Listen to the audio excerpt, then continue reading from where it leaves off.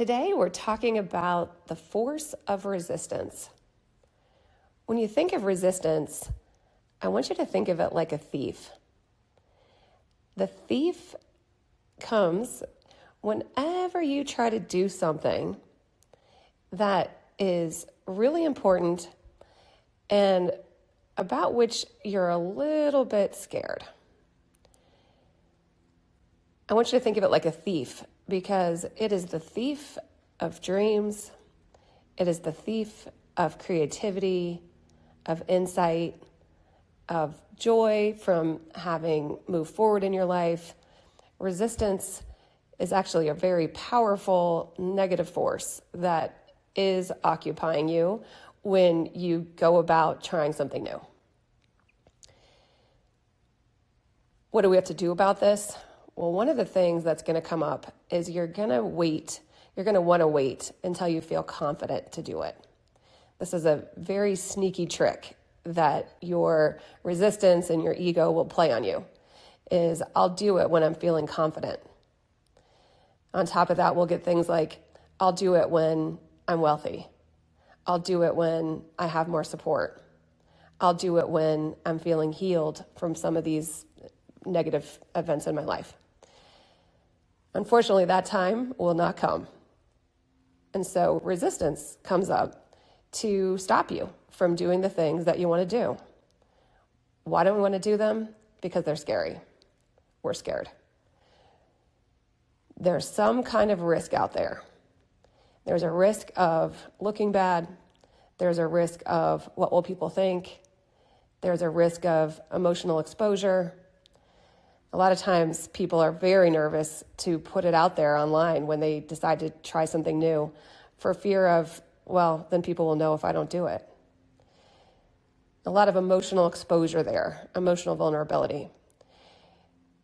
So people think they need confidence to do it. And here's the rub. You will not get that confidence until you have something else first. Courage. Courage has to come first. Why? Because there's risk, and you can see the risk. And unfortunately, a lot of that is subconscious. It's going on under the surface. And you see this risk of looking bad, making a mistake, messing it up, not being good enough, and it's holding you back. From a distance, it seems obvious. Let's say a kid wants to try an instrument. Well, I don't want to try it because what if I don't know what I'm doing?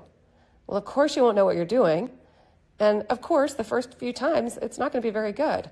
We know this as adults. But we do this to ourselves all the time. We don't want to put our neck out there in case it doesn't go well. There's a risk. I've also heard it said that there's no such thing as courage without some risk and some potential emotional exposure. Looking bad, feeling bad, being embarrassed. So what do you do about that? You have to step into the identity of someone who does this thing. Very commonly, we are stuck. We get very stuck by an identity. Oh, I'm not the kind of person who does that.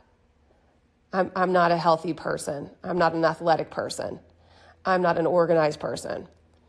I'm not a person who is a taskmaster like that. Oh, I'm not a leader like that. Oh, I'm not the kind of person who stands out. Okay.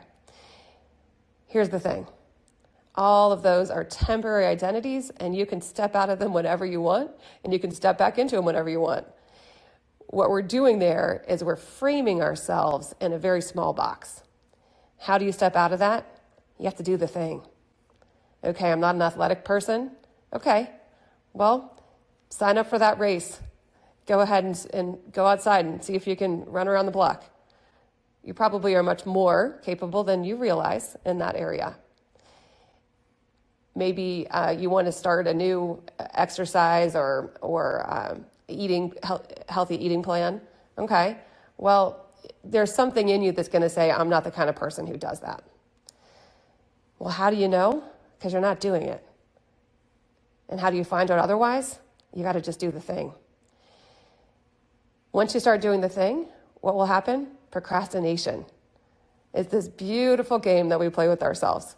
You find yourself, scrolling Instagram, and you might even find yourself doing something semi-productive, like cleaning some corner of your office, instead of sitting down to write the first page of your book that you want to write. Okay? What's happening? Resistance. What can you do about it? You really have the courage to just take that first step. Do something. Start it. And as you do it, the confidence starts to build. You see yourself as a person who can do that thing. And it's the only way. You will not one day wake up and have that confidence. You won't have all the support you need. You won't have all the resources. What you can have is the courage to do it. And with that courage, slowly, you can build that confidence and you can step into that identity of a person who does that thing. It is the most amazing process. It can happen very quickly and it can be very effective. Your job, just do the thing.